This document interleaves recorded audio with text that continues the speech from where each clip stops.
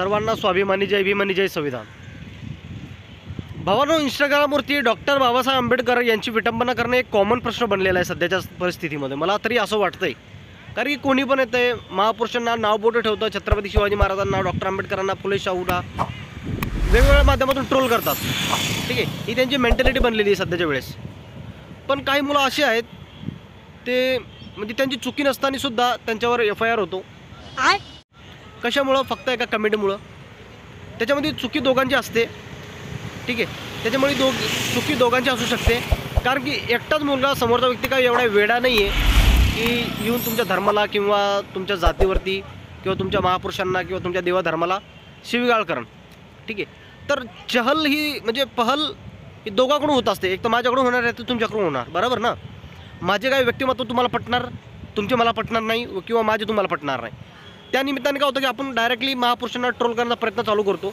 मी तुमच्या देवाधर्माला बोलणार, तुम्ही माझ्या देवाधर्मावरती बोलणार। या निमित्ताने सोशल मीडियावरती जातीभेद मोठ्या संख्येने होऊ लागला आहे। तर आता ह्या भाऊनी यश नावाची ID आहे भाऊची, ID बाजूला बघू शकता।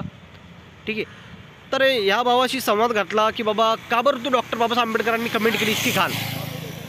तर अगोदर तुम्ही कमेंटसुद्धा बघून घ्या।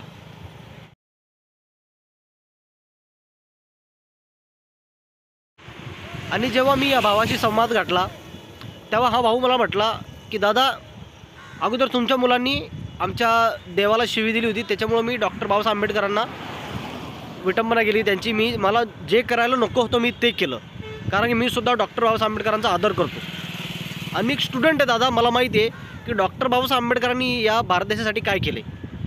तर तो असं म्हटल्यानंतर मला सुद्धा विचार पडला की हे बघा, आपले पण काही कंटक आहेत आपल्या समाजामध्ये। ठीक आहे, आपल्या समाजामध्ये बघा इतके नीच आहेत की बळत जाऊन त्यांना खेटतील। अरे बाबा, ते त्यांचा प्रचार करतात, काही देवाधर्माचं गाणं असतील, त्यांचे श्रद्धास्थान असतील, तुम्हाला बळत जाऊन तिथं जय भीमचा नारा कशाला द्यायचा आहे? कशाला द्यायचा? ते म्हणतात की तुम्ही या म्हणून, नाही ना? तुम्ही का बरं जाऊन तिथं बळत त्यांच्या कमेंट बॉक्समध्ये जाऊन जय भीम करणार? ते येतात का? आणि हे बघा, काही आहेत बरं का, काही आहेत बळत येणार, ते सुद्धा येतात, आपण सुद्धा जातो। पण अशा कंटकांना काय करायचं आहे? डायरेक्ट चोप द्यायचा आहे।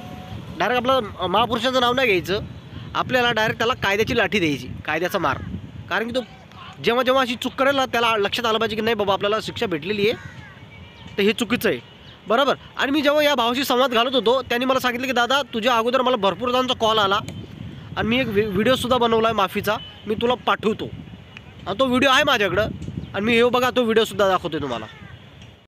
कुछ दिन पहले मैंने डॉक्टर बाबा साहेब अम्बेडकर के बारे में गलत कमेंट किया था एक पोस्ट के नीचे। तो एक दलित भाई ने श्री राम को गाली दी थी, उसके लिए मैंने गलत कमेंट किया था। बाकी कुछ ऐसा हेट नहीं है मुझे डॉक्टर बाबा साहेब अम्बेडकर के बारे में। अब मैं कभी ऐसा गलत कमेंट नहीं करूँगा। जय श्री राम, जय भीम, जय संविधान। तर बघितला भावांना व्हिडिओ। तर ह्या भावाचं म्हणणं आहे की तुमच्या मुलांनी अगोदर आमच्या देवाला शिवी दिली, त्याच्यामुळे मी वक्तव्य केलं, बरोबर आहे। कोणी जर माझ्या समोरच्या डॉक्टर बाबासाहेब आंबेडकरांना शिवी दिली तर मी सुद्धा त्यांना देणार, हेच होतं आहे ना।